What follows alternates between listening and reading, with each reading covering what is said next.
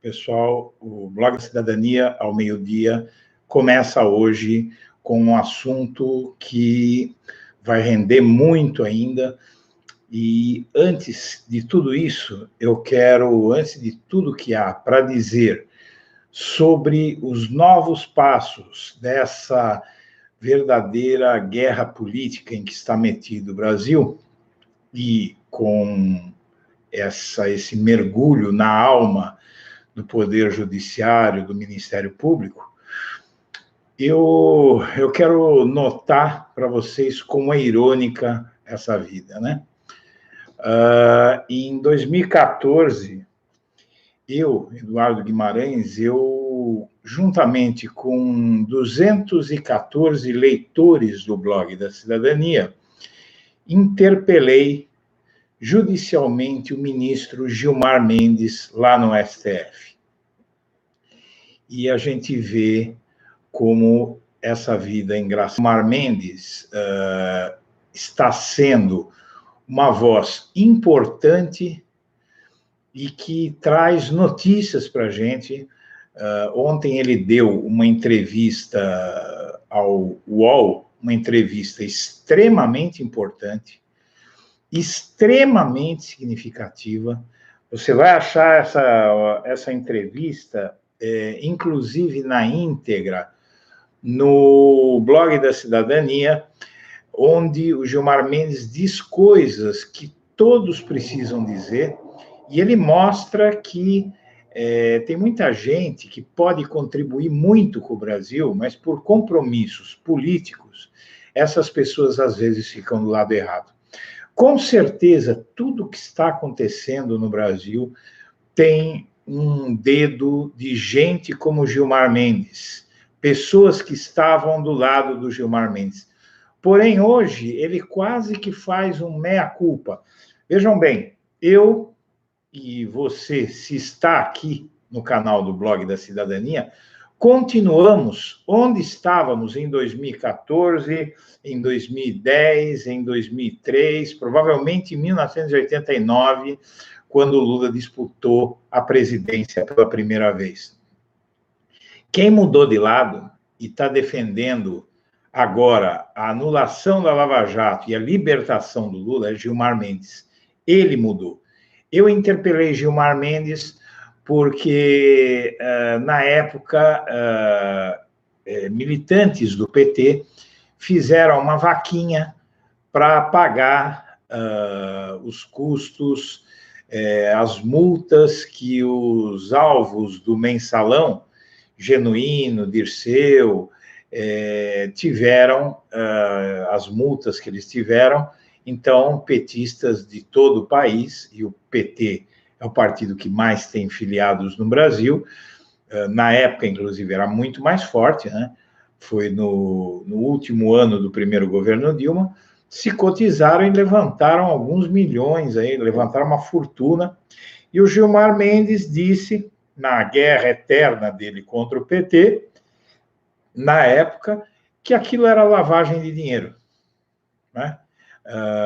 E, na verdade, a gente sabe que a militância petista é muito aguerrida e foi absolutamente legítimo, e os militantes do PT, os filiados, inclusive, a grande parte era afiliada ao PT, procuravam o Blog da Cidadania, reclamando do abuso do Gilmar Mendes, porque o Gilmar Mendes, vamos entender, o Gilmar Mendes ele foi indicado para o STF por Fernando Henrique Cardoso em 2002. Pouco antes de o Lula assumir, o Fernando Henrique Cardoso colocou um despachante do PSDB no STF, e o Gilmar Mendes, nos anos seguintes, ele prestaria grandes serviços para o PSDB, para o Fernando Henrique Cardoso, e não só defendendo o PSDB, como também ele atacando os inimigos do PSDB, e ele fez muito isso. Vocês vejam que aquela discussão recente agora sobre a posse do Lula como ministro do STF, ela não ocorreu porque o Gilmar Mendes bloqueou a posse do Lula, e com isso ele permitiu a aceleração da queda da Dilma, né? Ele agiu como se o Lula estivesse em busca do cargo de ministro para fugir da Lava Jato, que era impossível, e hoje, graças ao Intercept, sabe-se que o Lula não tinha essa intenção. Os diálogos dele com outras pessoas mostravam que a intenção dele, ao ir para o governo Dilma, era salvar o governo Dilma, e ele salvaria porque ele estava fazendo uma grande interlocução com a classe política que derrubou a Dilma, porque a Dilma realmente era uma pessoa que ela não negociava de forma alguma, ela era uma técnica, ela não gostava de política e ela não tinha interlocução com o Congresso, e por causa disso, o Lula, um conciliador, ele ia lá, olha, vamos acertar, vamos conversar, tal, e ele tinha essa intenção de representar a Dilma politicamente. Eu acho que foi tardio aquilo, porque se o Lula tivesse entrado no governo Dilma logo no começo, eu acho que o governo Dilma teria tido muito mais facilidade, porque a Dilma, por incrível que pareça, ela incorreu em um erro que o Fernando Collor já cometeu e que o Bolsonaro está cometendo, que é aquela refração a tratar de política, também porque é uma mulher de uma seriedade muito grande.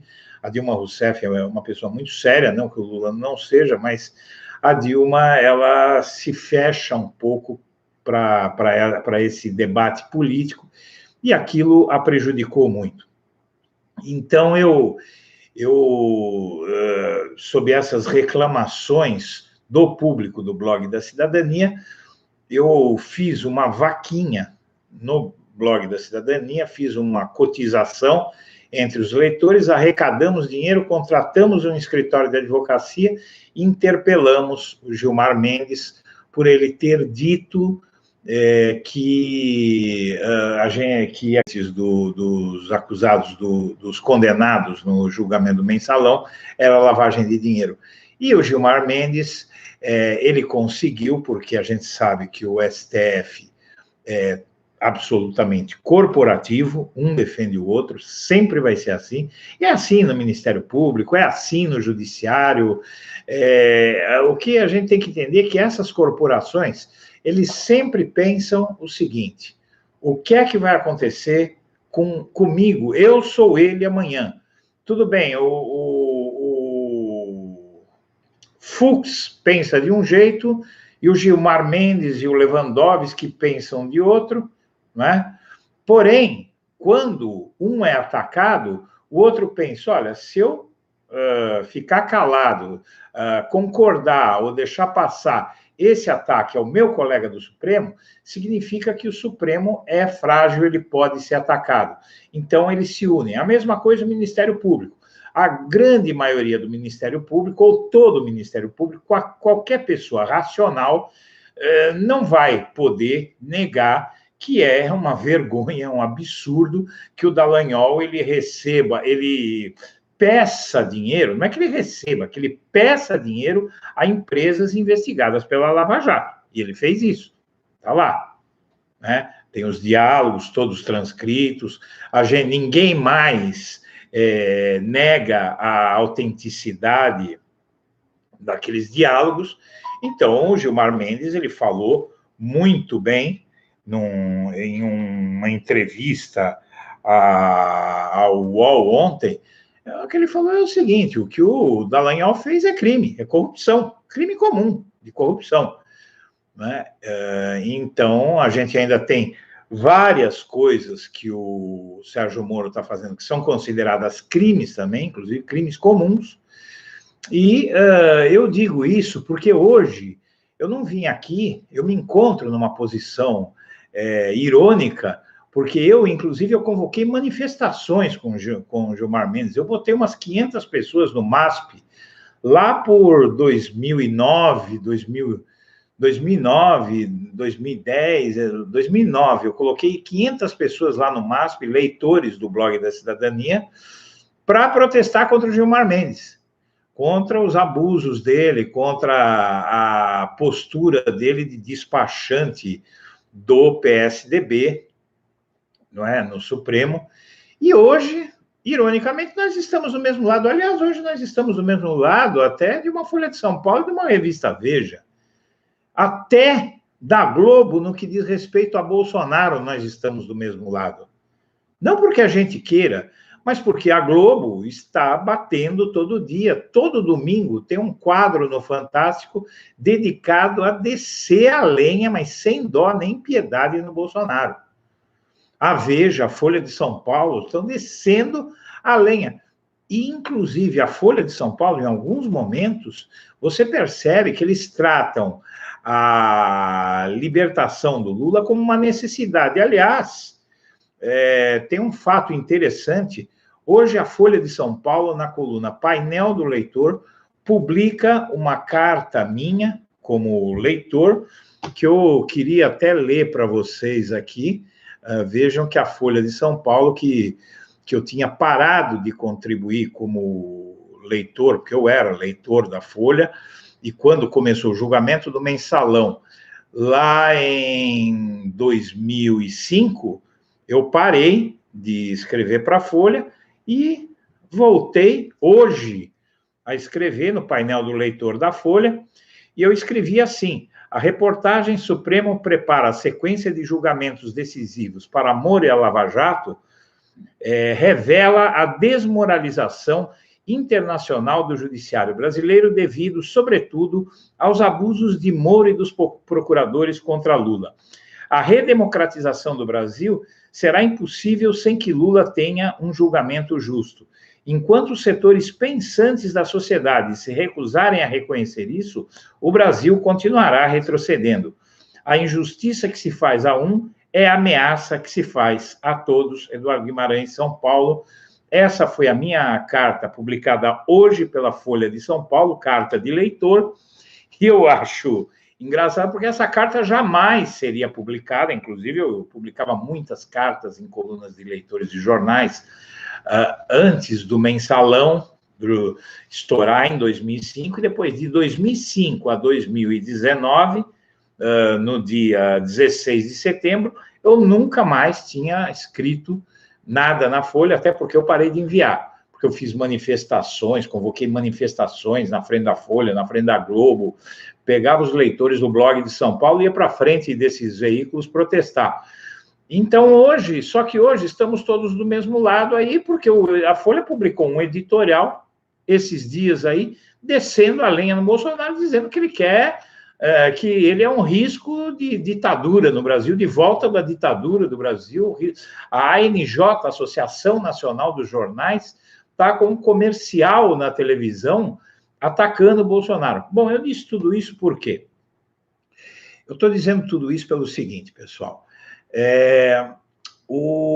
Hoje, a gente está com uma grande repercussão de uma entrevista que o Gilmar Mendes deu para o UOL ontem, né?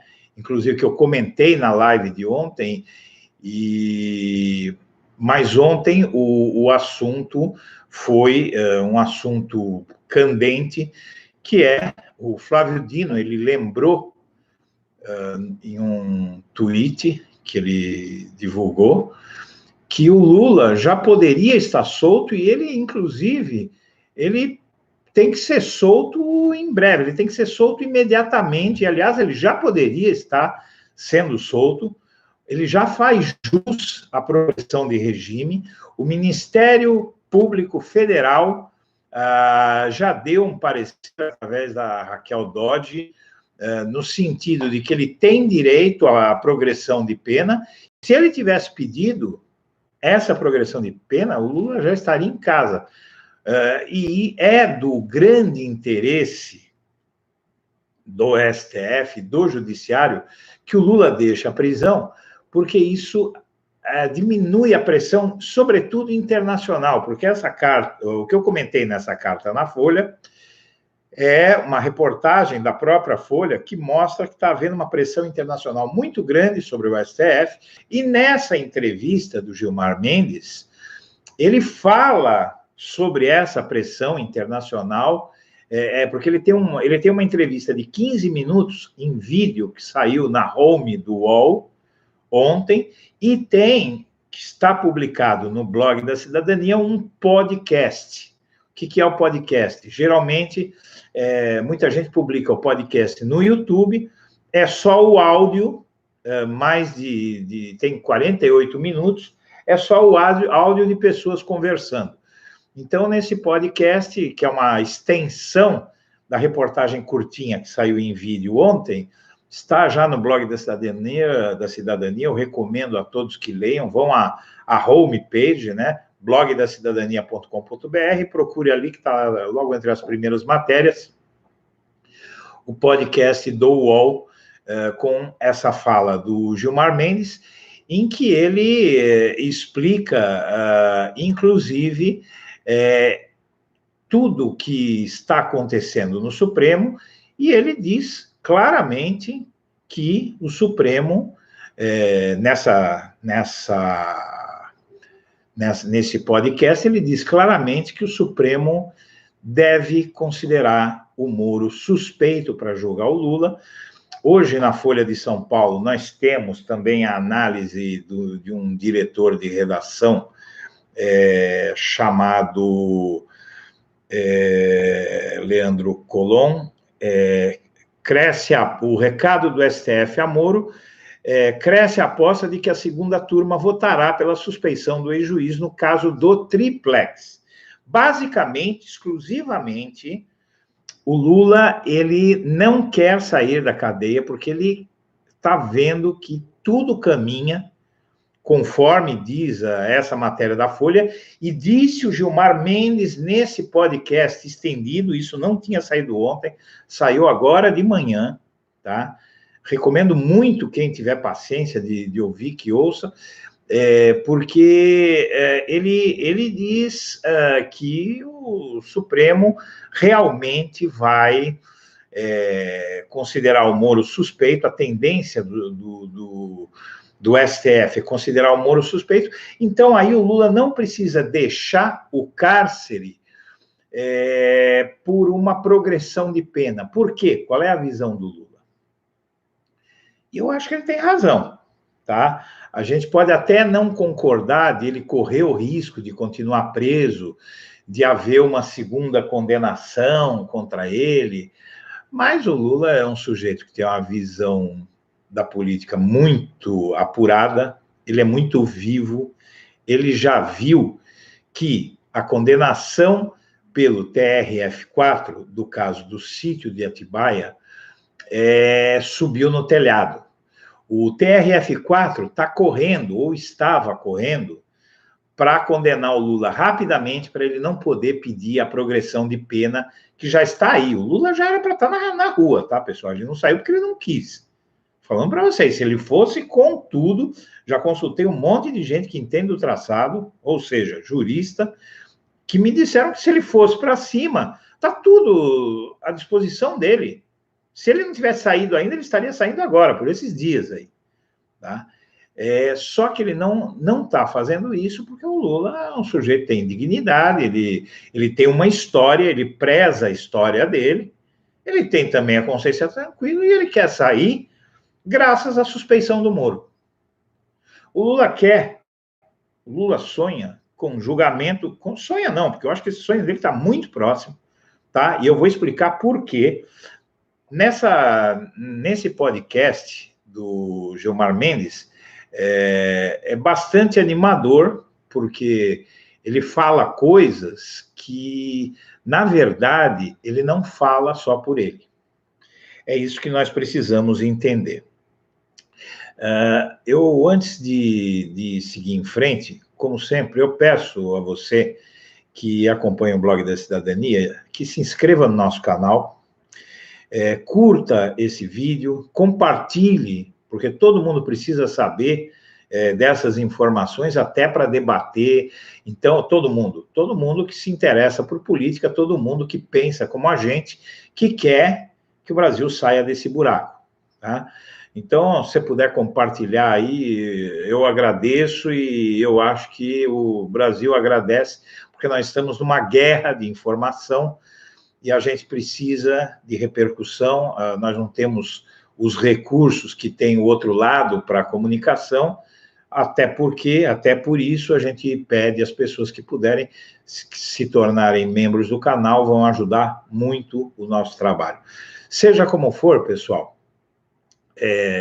eu acho que essa questão do STF, citada pelo Gilmar Mendes, ela é muito importante, muito significativa, porque um ministro do Supremo... Vamos entender o que é que aconteceu ontem com essa entrevista do Gilmar Mendes. Gilmar Mendes é um dos ministros do Supremo mais antigos, ele chegou ao Supremo em 2002, nós estamos em 2019, são, 17 anos de Supremo, né?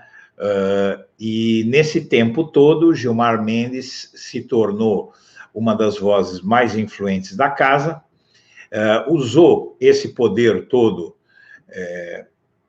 eu acho que durante muito tempo de uma forma errada, ele usou isso de uma forma política, né? Ele tinha uma relação, tem uma relação ainda com o PSDB, só que hoje, gente, tem encontros políticos aí entre PSDB, PSOL, PDT e PT.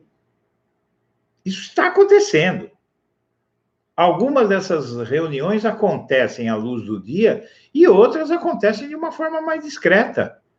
Porque o que acontece é o seguinte, esse país...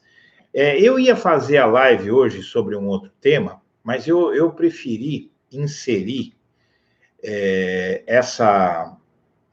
esse assunto dentro desta live aqui, porque é uma coisa que eu ainda estou apurando, mas há indícios muito fortes de que o Bolsonaro está pedindo aos militares que intervenham.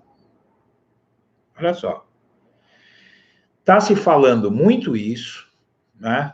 Eu não tenho ainda um quadro completo disso, não tenho as informações todas, mas o Bolsonaro, ele está vendo a batata dele assando, ele está vendo que a popularidade dele praticamente vai estar extinta em alguns meses, ele vai ter uma popularidade muito baixa, um pouco, mais ou menos no patamar que ele tinha, bem antes dele começar uma pré-campanha a presidente da República. Então, na época em que só tinha meia dúzia de idiotas que gostavam dos insultos, das coisas asquerosas que ele diz, do preconceito. Então, o Bolsonaro ele vai ficar, em pouco tempo, com uma baixíssima aprovação, correndo um risco forte de impeachment e com uma reeleição em 2022 muito difícil, muito difícil. Eu acompanho a política brasileira desde que eu tinha 14 anos. Isso faz tempo, gente, isso faz tempo, porque eu tive 14 anos, eu tinha 14 anos em 1973.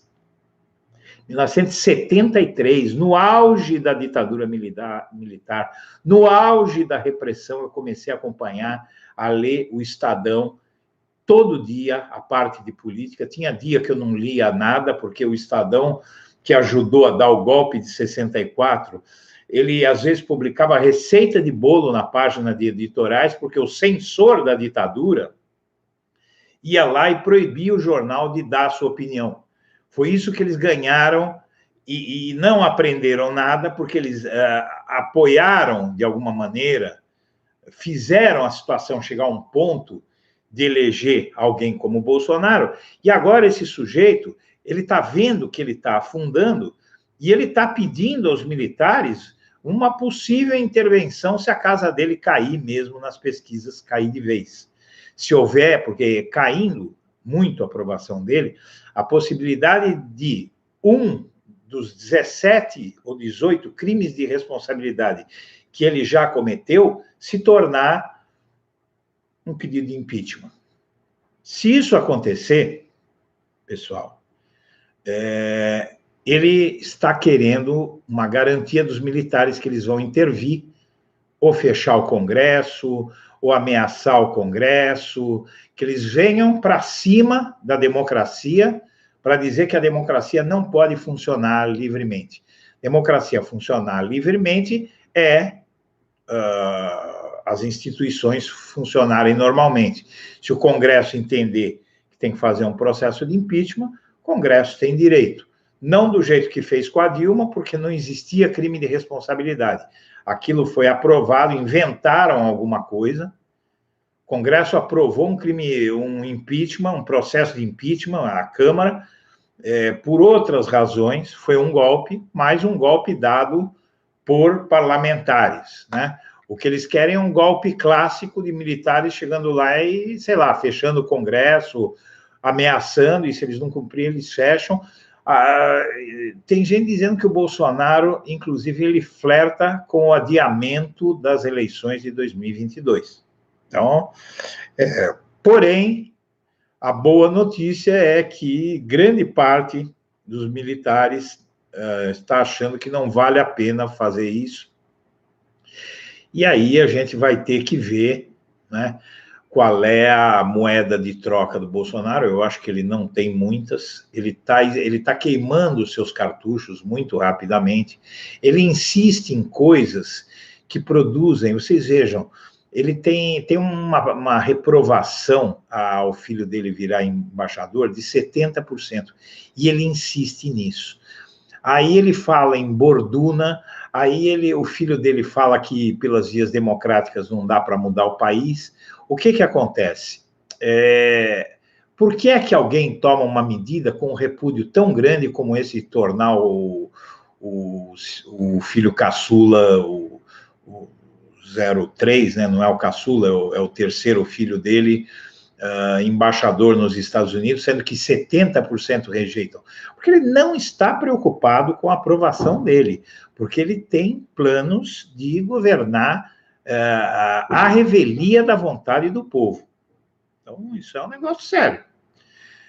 Ele é um idiota, ele não vai conseguir? Não sei.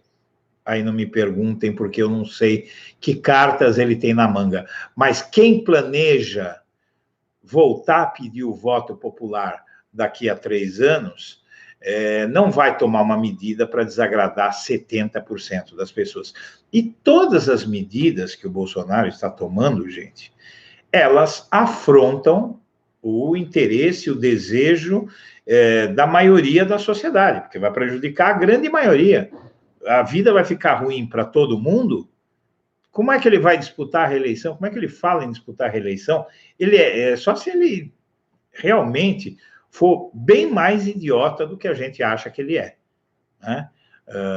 Eu não achava, continuo não achando que ele é tão idiota, mas hoje eu li uma análise de alguém que foi na Folha de São Paulo também, foi do Celso Rocha Barros, um sociólogo, que ele diz o seguinte: o Bolsonaro ele foi favorecido pela sorte, porque uma série de fatores, você juntou um antipetismo que estava descontrolado, você juntou a facada que induziu gente humilde a achar, olha, deram uma facada nesse homem, então ele deve ser o salvador da pátria, finalmente um herói, porque ele foi esfaqueado pelo mal, porque quem dá facada é gente do mal, né? Mas às vezes é alguém que é doido, né? No caso, houve um doido que foi lá e deu uma facada. Tem gente que não existe, que diz que aquela facada não existiu, eu discordo. Eu acho que não existe nada que prove que aquilo foi forjado. Então não adianta a gente querer viajar desafiar os fatos, né? Eu não sou dessas pessoas. Eu lido com fatos, porque só os fatos podem nos levar a uma dedução lógica e coerente. Então, o Bolsonaro ele foi eleito por uma série de coincidências que não vão estar presentes de novo, até porque o povo já sabe quem é ele, já está descobrindo dia após dia. Então, se ele for para essa eleição, ele não ganha. E com as brigas que ele está comprando, com todas as brigas que o Bolsonaro está comprando, eu acho que deve já estar ficando preocupado como vai ser quando ele deixar o poder, né? E como vai ser nos próximos anos enquanto ele estiver no poder, porque ninguém é pai, ninguém quer ser pai de filho feio. Então, o negócio é o seguinte, esse Gilmar Mendes, ele vai, então, ao UOL, dar uma entrevista, é um ministro do Supremo, com responsabilidades muito grandes, gigantescas, que vai tratar de um assunto hipersensível, como esse da suspeição do Moro e vários outros temas hipersensíveis, e ele diz que a tendência é condenar o Moro. Vocês sabem por quê? Durante a entrevista, o Gilmar fala sobre uma iniciativa do bolsonarismo, do moro-bolsonarismo. É muito mais do Moro do que do Bolsonaro, porque o Bolsonaro ele tem se aproximado do Supremo, se aproximou do Dias Toffoli, tem tentado manter uma boa relação com o Supremo, porque ele... por isso que eu digo que eu estou um pouco preocupado, porque ele não é tão trouxa assim. Então, ele tem tentado manter uma relação com o Supremo e, inclusive, tem filhos dele que manifestaram um certo desconforto com uma coisa chamada CPI da Lava Toga. Essa CPI da Lava Toga, ela foi feita com o intuito de investigar o ativismo judicial de membros de tribunais superiores e, na verdade, ela parte do PSL, que a gente sabe que esses movimentos pró-Moro, o próprio partido do Bolsonaro, ele, antes de tudo, ele é pró-Moro. Por isso que o Moro tem uma aprovação muito maior, praticamente o dobro da aprovação do Bolsonaro, né? Tem quase o dobro da aprovação do Bolsonaro, e esses movimentos que vão para a rua e fazem bonecos do STF, pedem o fechamento do STF, estão todos com o Moro. Então, a coisa está ficando feia para o Moro, porque, ao contrário do que ele parece achar, o STF também não é idiota. Ao contrário do que o Dallagnol parecia achar, o STF não é composto de idiotas e é tão corporativo quanto o Ministério Público, o STF, talvez até mais, né? E o STF tem muito poder. Então, eu acho que o Sérgio Moro cometeu um erro muito grande ao incentivar, porque ele está por trás disso, tá? Essa CPI da Lava Toga é uma iniciativa do Sérgio Moro para intimidar, principalmente, o Supremo Tribunal Federal, porque o Supremo ele tem a grande maioria do Supremo, como eu já disse, excluindo Fux, Barroso e Fachin. Esse é o núcleo duro da Lava Jato no STF. Só que o STF tem 11 ministros, né? O Toffoli foi alvo da Lava Jato, e sendo alvo da Lava Jato, ele foi alvo do Moro também. O Gilmar Mendes foi alvo, né? A Carmen Lúcia todo dia sai na imprensa que ela está espantada. A Carmen Lúcia é coxinha, ela fez de tudo para manter o Lula preso, sim, mas ela está vendo a batata do Supremo assando, pessoal. Assando por quê? Porque eles estão querendo intimidar os ministros e até derrubar alguns ministros, porque o Bolsonaro está querendo aparelhar o Supremo.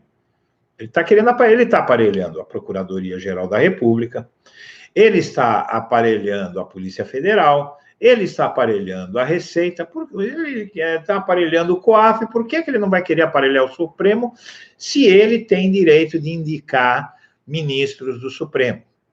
Ele está esperando, basicamente, que o Celso de Mello deixe o cargo, né? Celso de Mello, que é o ministro mais antigo da corte, que já deveria ter se afastado e que não se afastou por pressão, por pressões. Houve época que não deixaram o Celso de Mello se afastar, quando a Dilma estava no cargo, para que não entrasse um ministro que fosse mais favorável ao PT. Quiseram impedir, tirar da Dilma uma chance de colocar um ministro, como fez o Fernando Henrique Cardoso, quando saiu, ele colocou um ministro 100% tucano, que era o Gilmar Mendes. Hoje, PSDB foi destruído pelo Bolsonaro, pelo bolsonarismo, pela extrema-direita. A centro-direita brasileira, dizem que o PT acabou. O PT está aí forte, livre, leve e solto, com uma grande aprovação, melhorando. Quase fez o presidente da República, elegeu a maior bancada na Câmara dos Deputados e está ganhando aprovação dia após dia. O PSDB, toda a centro-direita, DEM, PSDB, eles foram dizimados na eleição do ano passado. E aí a extrema-direita, e eles perderam para a extrema-direita. Tanto que Alckmin, Serra, todos esses caras aí, Aécio Neves, estão todos arrasados, todos acabados. Quem é que sobrou no PSDB que tem alguma força? O Dória, que é uma espécie de Bolsonaro de punhos de renda, né? De Bolsonaro de banho tomado, é o Dória. Então, pessoal, o que acontece aí é que o Gilmar Mendes, ele não falaria as coisas que ele falou, ele não daria os recados que ele deu nessa memorável entrevista que ele deu ao UOL. Ele não diria nada do que ele disse só da cabeça dele, porque ele falou coisas muito sérias, e ele foi fundo, hein? Ele acusou a mídia, disse que a Lava Jato, ele disse, quem ouviu tudo já sabe, quem não ouviu vai ouvir agora, porque realmente é um podcast bem grande, bem diferente dos 13 minutos da entrevista de ontem. Então ele diz o seguinte, a Lava Jato, ela agia assim, qualquer instância do judiciário, por exemplo, que criasse problema, que não condenasse, que não fizesse o que a Lava Jato queria, eles abriram investigações contra ministros do STJ, investigaram ministros do STF. Como o Gilmar disse, eles ficaram embriagados pelo poder, o Dallagnol, o Moro, eles perderam a noção das coisas, começaram a se achar acima dos mortais comuns e acima de qualquer instituição, de qualquer poder da República. Tal era o poder do Moro, não é? Que ele conseguiu, agora não lembro se foi este ano ou ano passado, foi o ano passado, né? Que foi aquele prende e solta, foi o ano passado, prende e solta, que um juiz do TRF4, Favreto, deu um habeas corpus para libertar o Lula, e o Moro, um juiz de primeira instância, ele conseguiu cassar a decisão de um desembargador.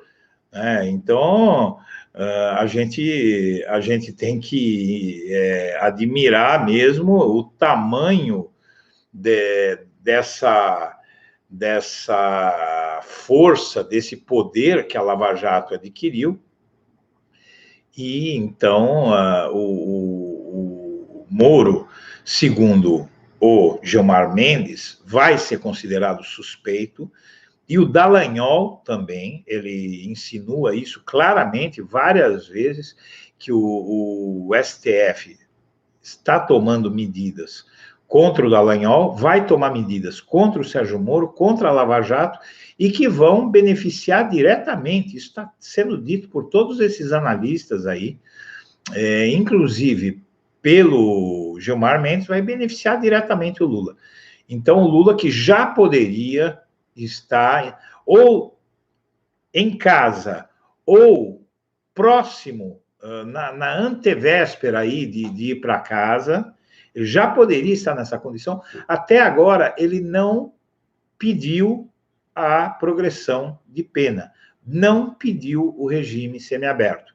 Então, é bom que todos saibam, eu disse ontem na live, foi uma live de quase 1 hora, bombou, por quê? Porque as pessoas...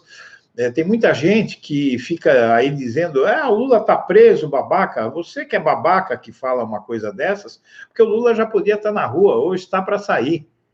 Só que o Lula é um homem sério, sabe? O Lula, ele nunca tirou procurador-geral da República do bolso do colete, ele nunca botou amiguinho na Polícia Federal, nem na Receita, para acobertar falcatrua, que nem fez o Bolsonaro.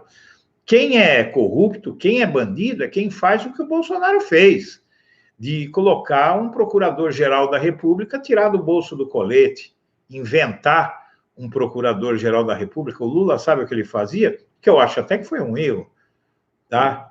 Eu acho que foi inocência do Lula deixar o Ministério Público, que a gente viu ontem, pessoal, só para a gente falar quem deixar o Ministério Público, indicar quem quisesse. A gente viu ontem o que é o Ministério Público, ontem ou anteontem, uma matéria de um procurador reclamando de, por alguma razão, ele está recebendo um salário menor de 24 mil reais.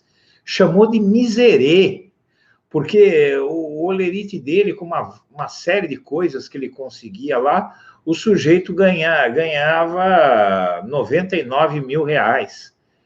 E aí o sujeito, como é que eu vou viver? Saiu no Fantástico isso aí, eu vi o Fantástico ontem, eu tô assistindo um certo ponto do Fantástico toda noite, todo domingo, para ver como é que a Globo trata o Bolsonaro, sabe? A Globo parte para cima todo domingo do Bolsonaro, e aí é interessante isso, porque eu acho que essa postura da mídia, inclusive de repercutir coisas aí que são até negativas, são muito negativas para Lava Jato, para a República de Curitiba. Então, o Ministério Público Federal, a gente sabe que se tornou um poder corrompido, um poder sem controle, que ataca qualquer um, não é? Que custa caríssimo para o país, e que a gente está vendo aí que há uma dificuldade enorme em, inclusive, conseguir até... Imagine que o Dallagnol já foi condenado várias vezes, ele já foi intimado várias vezes a ir prestar esclarecimentos na Câmara e simplesmente se negou aí. Não é? Ele se negou aí como se... o Moro, o próprio Sérgio Moro foi, e o Dallagnol não vai, porque o Ministério Público é um poder sem controle. Então, o fato é o seguinte, o Gilmar Mendes, ele não diria as coisas que ele disse se ele não tivesse meio que um acordo no STF sobre para onde vai o STF nessa questão da suspeição do Moro e da inabilitação do Dallagnol. O STF também parece disposto a anular a condenação fraudulenta do Lula, e aí está a explicação que eu mesmo vinha divergindo da decisão do Lula de não aceitar o regime semiaberto, porque a gente sabe que na cadeia ele sempre está correndo risco, alguma coisa pode mudar e ele não sai mais do dia para a noite, porque a gente sabe que eles sempre dão um golpezinho de última hora. Então, e agora a grande chance dele, porque ele faz jus já ao regime semiaberto, ele ficaria em casa, porque não tem prisão para ele ir à noite dormir, não vai ter para alguém na condição dele. O Lula é uma pessoa pública, ele não pode ficar no meio de qualquer um num dormitório ali, ele corre risco de vida, né? Risco de morte, melhor dizendo, né? Então, o Lula vai ficar em casa. Ele vai ficar em casa de noite e de dia ele vai estar livre. Ele pode assumir uma posição em um sindicato aí qualquer, né? E né, uma função, né? De diretor de comunicação, de qualquer coisa que ele quiser assumir em um sindicato, na CUT, em qualquer lugar, e ele vai falar politicamente o dia inteiro, vai voltar a fazer política, vai voltar a participar de eventos, vai voltar a falar com o povo. E isso tudo é o caminho da candidatura dele para 2022, se houver eleição, evidentemente, e nós temos que lutar para que haja eleição em 2022. E como é que nós vamos lutar para que haja eleição em 2002? O Brasil vive uma guerra comunicacional. A gente tem que entender que hoje você coloca 50 mil pessoas na Avenida Paulista, aqui em São Paulo, ou em Copacabana, lá no Rio, ou em qualquer lugar aí, eu não sei onde, na Boca Maldita, lá em Curitiba, né? Aonde você quiser, você vai colocar uma grande quantidade de pessoas defendendo a liberdade do Lula. Sabe o que vai acontecer? Isso vai ser apagado, porque acaba não saindo na mídia, e aí vai o outro lado, porque hoje o Bolsonaro tem aí uns 25% de apoiadores, o Sérgio Moro tem mais, eles fazem uma manifestação, eles acabam colocando a mesma quantidade de gente que o lado de cá. E aí fica elas por elas e não vai adiantar nada. A gente já fez várias manifestações, a gente sabe que o que é preciso hoje é convencer as pessoas, é influir na cabeça das pessoas. As pessoas têm que tomar posições e elas têm que ter argumentos para debater. Qual é a minha função aqui no Blog da Cidadania, como outros que fazem a mesma coisa que eu? É dar argumentação para as pessoas, para irem conversar, para sensibilizar. Agora, durante a live, tem um sujeito que ele estava entrando aqui no chat da live que eu faço aqui, começou entrando nos xingando, esquerdopatas, não sei o quê, e ele foi mudando, e a gente sente que a pessoa parece que está querendo uma forma de diálogo. Mas a crise está aí, não adianta soltar o Lula, que vai ficar igual. Mas o problema é a crise, mas não sei o quê. Tudo bem, vamos debater.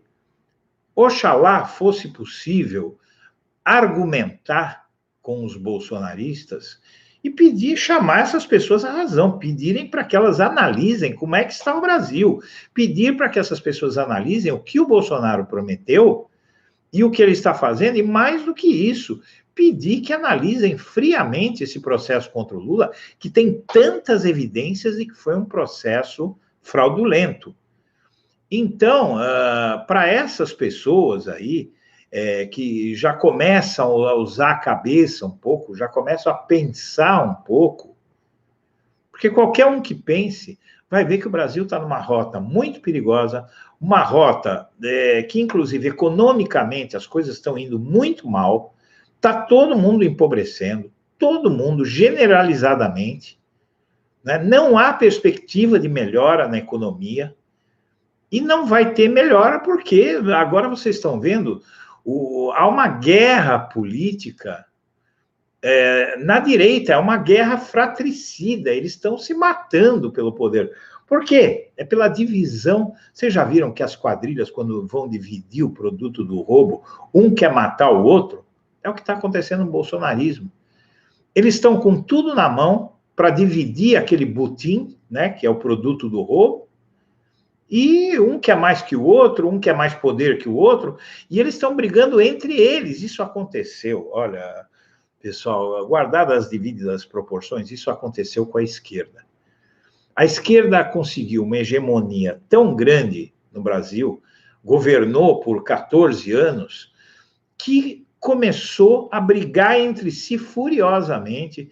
Então, tinha uma certa esquerda que começou a dizer, não, mas eu sou mais esquerda que você, e fizeram aquelas manifestações em junho de 2013, que nem eles sabiam que eles queriam, mas que o objetivo era o quê? Derrubar a Dilma, e com a esperança de que ninguém vai querer a direita, depois de tudo que a direita fez. Eu prejudico a Dilma, prejudico o Lula, e quem vai ficar no lugar da Dilma e do Lula e do PT somos nós, é o PSOL, é a Rede, né? Partidos de esquerda, alguns um pouco mais à esquerda, a Rede menos, o PSOL mais. Eles pensavam em ser o novo PT, e um PT mais de esquerda, de tomar medidas de esquerda que hoje a gente vê que são impraticáveis, porque, por exemplo, o pessoal tem no programa dele estatizar o sistema bancário. Gente, quem é que acredita nisso? Eu até gostaria, eu acho que deveria ser melhor para o país se os bancos não tivessem um lucro tão grande. E aí está no tesouro tal, né? E você não tem como quebrar um banco. Mas isso não existe. Isso não existe. Infelizmente, não existe. Não existe como pensar numa revolução socialista hoje, em pleno século XXI, na situação que tem. O que a gente tem que fazer é ir para a centro-esquerda, é ir para onde estava o Lula, é fazer o que ele tinha feito. É tentar ir melhorando a vida do povo, e conseguiu muito, tirou 40, 50 milhões da miséria, fez a distribuição de renda ser a maior da história do Brasil. Entende? Então, pessoal, eu acho que a guerra é comunicacional hoje no Brasil. Essa guerra, ela tem que ser travada, inclusive na internet, que é a grande arena hoje. Eu acho que é aí que se formou. O bolsonarismo chegou ao poder através da internet. Por isso que eles têm esse aparato gigantesco na internet, esse aparato gigantesco no YouTube, enquanto a esquerda estava lá viajando na maionese, eles construíram um exército de youtubers, que é uma rede muito mais forte, porque quantas pessoas leem um blog e quantas pessoas assistem um vídeo? Né? Então, a esquerda ficou falando para ela mesma, né? Se trancando em salas e se autocongratulando, como nós somos bacanas, tal, e a direita viva foi criando esses canais do YouTube que tem aqui, foi organizando movimentos e foi fazendo a cabeça do povo, daquele cidadão mais desinformado, apelando a preconceitos religiosos, apelando para igrejas evangélicas, né, para aqueles que que têm lideranças religiosas que podem ser cooptadas por promessas de vantagens, como, por exemplo, Bolsonaro enchendo as burras da Igreja Universal, e a Igreja Universal, evidentemente, mandando o seu rebanho apoiar o bolsonarismo. E mesmo assim, está diminuindo muito, porque vai diminuir, porque a hora que começa a faltar as coisas na mesa do sujeito, vocês podem ter certeza que ele começa a acordar. De um jeito ou de outro, é um duro despertar, mas acontece. Então, minhas amigas, meus amigos, eu quero agradecer. Começa uma semana quente, nós vamos cada vez mais nos aproximando de outubro. Gilmar Mendes fala muito sobre outubro e novembro, são 2 meses. Ele explica, inclusive, muito bem por que é que demorou muito o julgamento desses habeas corpus do Lula, da suspeição do Moro, porque precisava-se ver também o que é que vinha na Vaza Jato, e o que veio e o que ainda vai vir ainda vai abalar ainda mais a estrutura, mas uma coisa pode-se ter certeza, essa história da CPI, da lava-toga, para intimidar o Supremo, que é uma ação do Moro-lavajatismo, isso colocou o STF em pé de guerra, e o Moro vai pagar o preço por um gesto autoritário e messiânico dele, da Lava Jato, de achar que mandam no Brasil e eu acho que eles foram longe demais, eles vão pagar por isso. Então, minha amiga, meu amigo, eu quero agradecer muito a atenção e deixo meu melhor abraço para todo mundo.